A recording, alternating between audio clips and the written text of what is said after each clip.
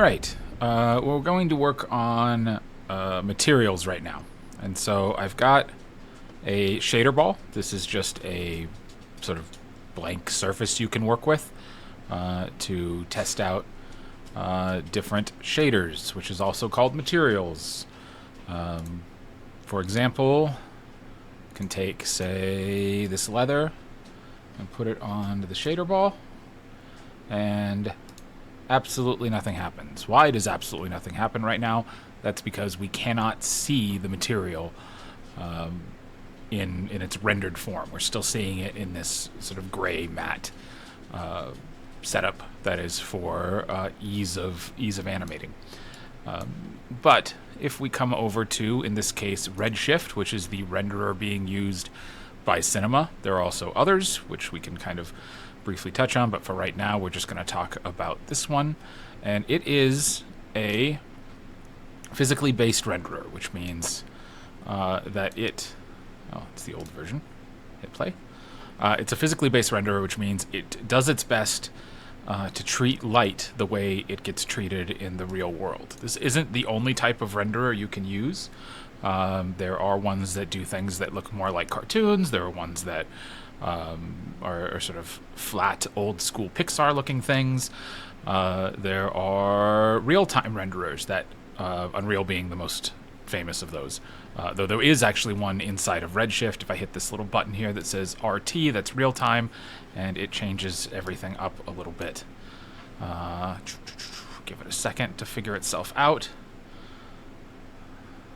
Though there is every chance in the world that inside of Cinema and Redshift, the real-time renderer will just crash. If that happens, I will do a smash cut to it later. Oh, there we go. Here's the real-time rendering version of it as we move around. It's okay. It's kind of like it. I think the depth of field is set kind of weird. Depth of field, of course, being the same as a camera, where things farther from the camera out of focus or too close to the camera out of focus, and you can direct the viewer's attention. But yeah, it's fine. It's not as pretty. I'm sure with some tweaking I can make it look prettier. But let's go back to the physically based rendering version of it. Here we go. Back we are. I prefer this much more. It's where I tend to live. Not forever, not for every single project, but for right now. Cool. I get that little bit of background out of there. Awesome. All right, so we'll talk about lighting and rendering later. For right now, we're just focused on the material that is here. We have this leather here, and I'm just going to open it up so that you can see how it's set up. This looks incredibly confusing. I understand that. It's what's called a node tree. It has the material here, all the little attributes that go into the material here. For example, the diffuse texture, which is the or diffuse map, which is also known as albedo and can also be known as color, as it has down here. It is the color of the image that's being created, and we're gonna open this up so you can see it. The reason why this looks complex but actually isn't, as we look down this this tree, is that all of these, this guy, this guy, this guy, they are all just made up of, bring that back, flat two-dimensional images. This is not a complex concept right here. This is a flat two-dimensional image like you would see anywhere and you can make yourself. It happens to be a high-resolution one where it's a picture of this leather with all the individual pieces of grain in it, but it is just a flat 2D thing. One thing to keep in mind is that anything that's complex is made up of small constituent parts. It is simple, and a bunch of simple things on top of each other become complex. If you look at just this, just the final product, you will go, I can never do that. That is crazy. If you look at this, you could go take a picture of leather right now. You don't have to, because there are places all of this exists. This in particular I got from Grayscale Gorilla, which is a service that gives you a bunch of materials and a bunch of other things pre-made, so you don't have to worry about it. Like I said with the mocap section, I am not interested in spending a lot of time getting all the individual tiny parts right. I'm here to drive my car and not build the engine. So this is me driving the car using this pre-made piece. But if I have to, if I can't get a specific thing, I'll make it myself. And I can do that by knowing how these work, which is kind of what we're doing here. So we have our color, which exists inside this node. It's right here. And it is plugged into the color section. Then we have roughness, and we're going to go through each one of these settings here in a second. We have roughness, which is also known as glossiness, or sometimes known as reflection, though there is a separate reflection in Redshift, but there's a bunch of different terms that can be used for this. But roughness is essentially a black and white map, or a grayscale map, I guess is the best way to put it, that tells you where things are more or less reflective, or, if you're calling it roughness, more or less rough. That way, the renderer, Redshift, knows that when light hits the object, some areas will reflect more than others. Some will scatter it a bit different, some will absorb it differently. That's what all this does. This grayscale map creates that. And then next, in this particular piece, we have a normal map. And a normal map has all these little tiny bumps in it. That's what its job is to do, and translates them over here. So all these little itty bitty bumps, and let me zoom into the material ball so that you can see it. All these little tiny itty bitty bumps, all that is created by this flat 2D image. And the renderer translates this sort of blue purplish map with all its little blips and blops into these blips and blops. And it knows now that light will kind of, some areas it will be more visible, some areas it won't, some places it will bounce back, some places it won't. It's how you get the little grooves and stuff. A normal map, or also known as a bump map, is incredibly useful for adding tiny bits of detail. Tiny bits of detail is what makes something look complex. I guess it's probably the definition of complexity, that it has a bunch of little pieces of detail. Cool. All right, so let's get rid of that, and we're going to create a brand new material. Right here, it's no material. I'm going to come up to Redshift, and materials, and create a new standard material. This means it's just a blank slate for us to work with. I'm going to grab it and put it on the shader ball. All right. So as a standard thing, it kind of looks just like plastic, just general PVC plastic.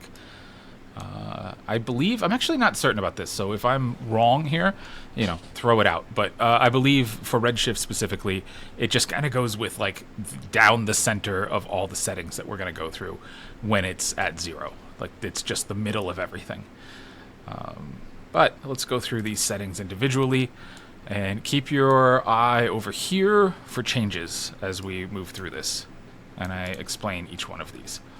So here is our general material with all its attributes. They're also all over here. If you'll notice, it's very similar to the attribute window that's on Cinema4D's side panel down here as the attribute thing. Cool.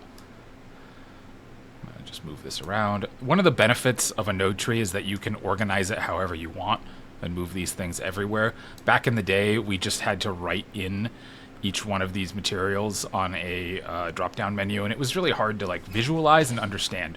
But this actually allows you to get quite a bit more complex, which is kind of our goal, without having to do too much work. So we'll start here with our base setup. Oop. Let me actually make all these tiny. Cool. Our base setup has color, which is also known as diffuse. And if we change the color changes over here. One of the things to note while we're going through this is you're going to see it take a while to resolve. There'll be little tiny bits of noise. We get through that by refining our renderer and our samples and all that stuff. But for a bit, sometimes there'll be little dots and things that have nothing to do with what we're doing. It just happens to be that it's taking a while to render out what's on the screen. Cool. So that's color. We can change it to any color we want. We can also drop in a map, very similar to what we did before with the leather, where the map was bopped into the color, and it'll place it over on our shader ball because it's on the material. I know that's a long-winded way to explain. Change this makes this change. That's all. I'm going to put this back to white for right now. Within this, there's not really much to talk about here. Here's the weight of the color. So actually, if I put this back at red and I brought it back down to here, it would be black because there's no weight to it. It's being told that the data from color is not important. You put it halfway, it meets it halfway. You put it all the way up, it goes all the way up. Okay, back to white. Cool. Reflection. This is also the roughness of the object. You could put in a map, like... I want to open up the Grayscale Gorilla Hub, and I'm just going to grab a surface imperfection with some smudges. Say, sure, the circles will be noticeable. And if we put that into the roughness, which is here, you'll get little tiny smudges of these like circles on the outside of it. Actually, might want to make this a little bit of a different color so that we can see these things. Yeah, you can see the edges of these different smudges here. Roughness is super, super important. It's what gives things character and changes what they look like. So this, with these little smudges, it looks like a piece of plastic with some circular smudges on it. If we grab something else, like say dust, put that on it instead, you can see the character of the whole thing changes quite a bit. Excuse me. Okay. But you don't have to use a map. You can also use a color. Let's say we use black. Suddenly the whole thing becomes a very matte-looking, non-reflective surface. But if we use white, it is very reflective. It's very plasticky. Going down this, again, same sort of thing. You can turn your roughness all the way up as a slider instead of using a color. And if we turn you all the way down, cool. We get that matte look again. If we turn it all the way this way, but turn you all the way back up, we get this as it takes its time to render. Cool. IOR is really interesting. So this is the index of reflection. It is the way the surface treats light as it comes in. If we, so it's got it right in the center. If we come all the way down, it becomes essentially a mirror ball. So you can see everything reflected off its surface because it's 100% reflective. Right now, the only changes in this are coming from the shape of it. Funnily enough, you can mix these together, and if we had this and this, you can see where they're at. You can see these little smudges all over the place. Same thing with the dust. You can see now that there's like a dust covering over the entire thing. Cool. If we took the IOR completely up, it now no longer has this like sort of metal reflectiveness. It has this more like, I'm not actually sure what you would call that. I guess it's like a, it's almost like a car surface.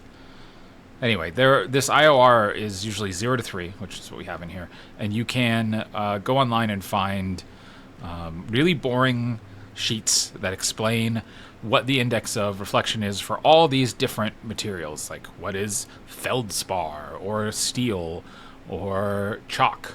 And you can put those in to get as close to physically possible as you want. We'll put this back to 1.5 for right now. Cool. I don't know why I chose this, like, pink.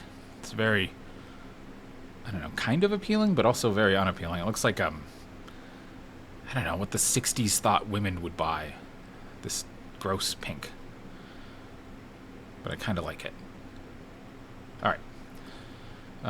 Let's not worry about these. There's a little extra complex. Transmission. All right, so transmission's really interesting.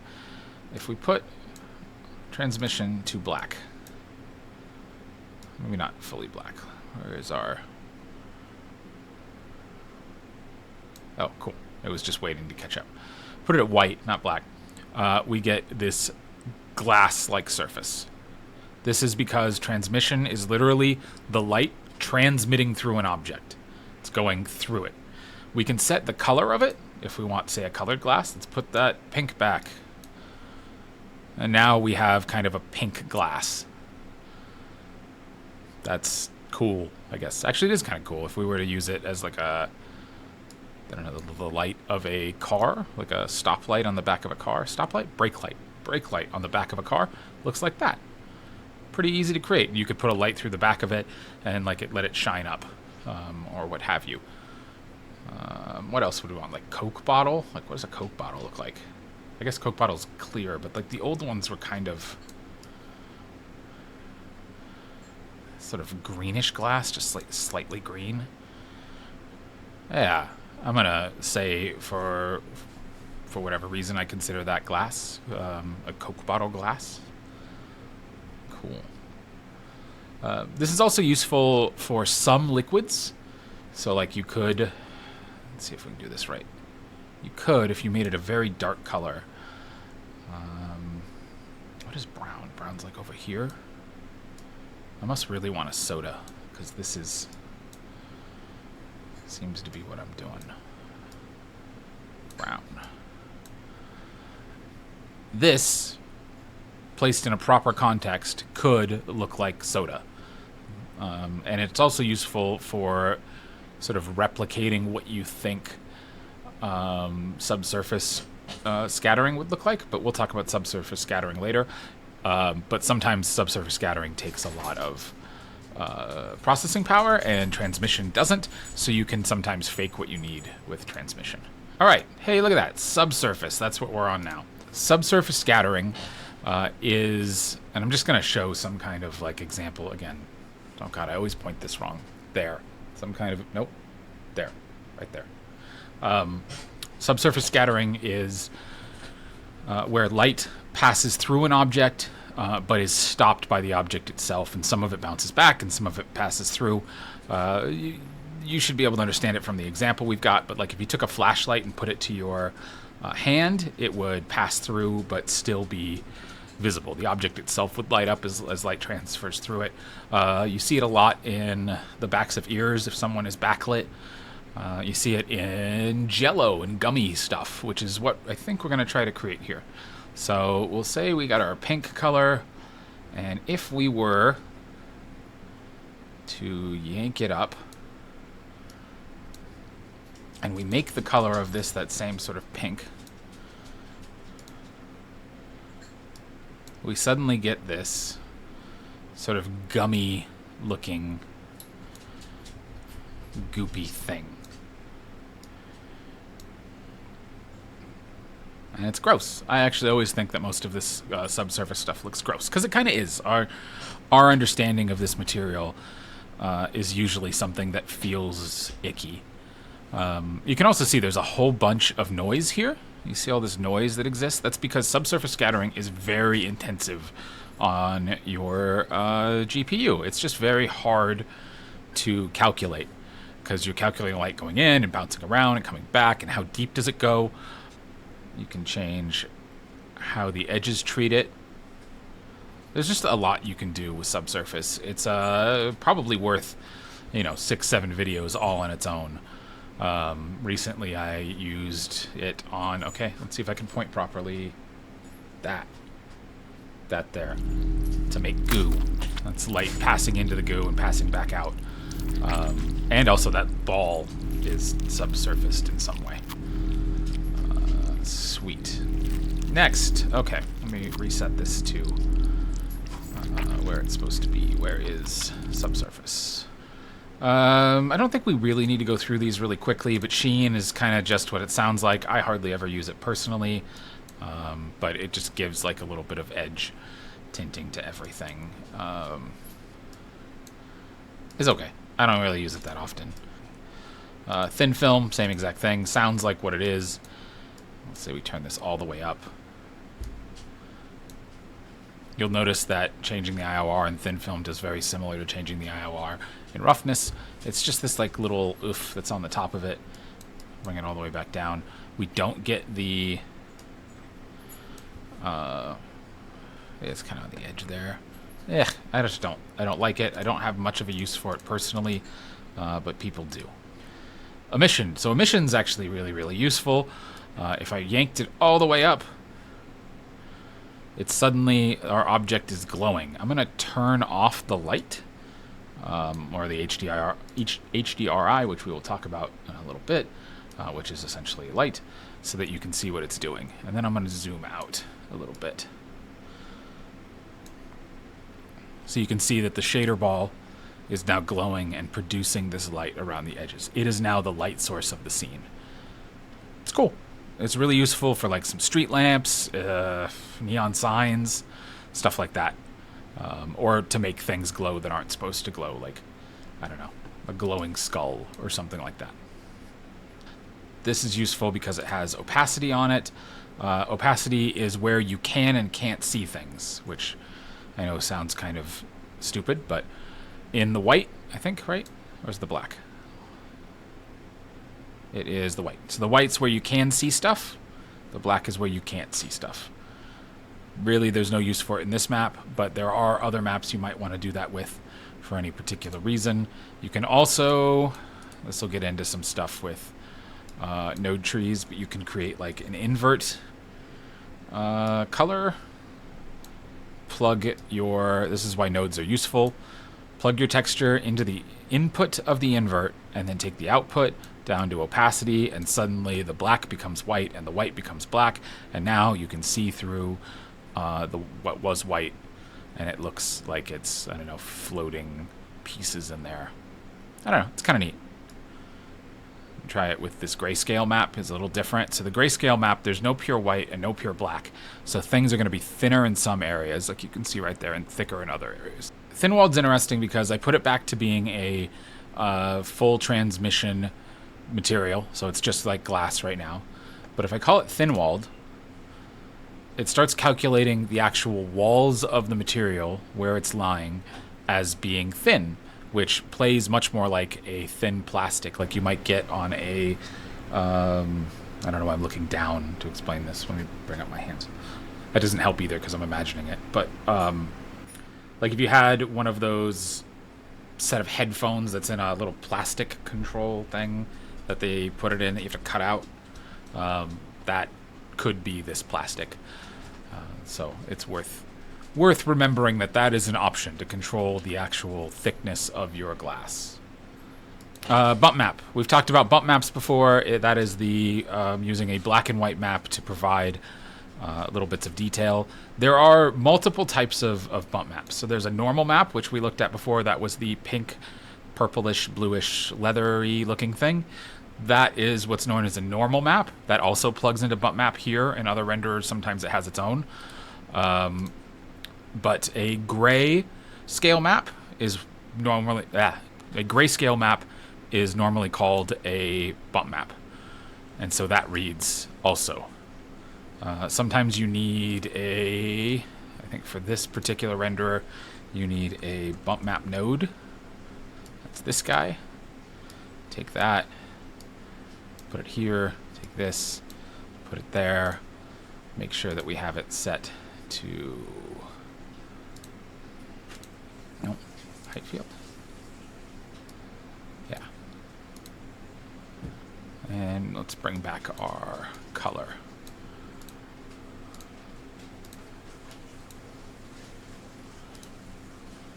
Cool. Let's use this one since it's such more distinctive. There we go. Okay, and so now those details that are on this this map are now being translated as a height map or a bump map, so that it looks like this. And again, you could apply that invert to it if you wanted to, and get the opposite. So now instead of jumping out, these little scratches are in. And it's kind of neat. I like this look. It's weird. These rings just look very strange. It's also worth noting you can change attributes of this map inside of your renderer usually. So we can change the scale of it. So now we get a whole bunch of them.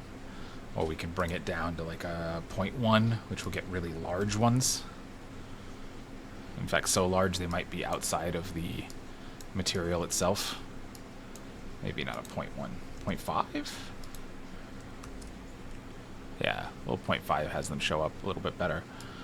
And you can move them around with this offset to try to get bigger or smaller pieces in there. There we go. Oh. Cool.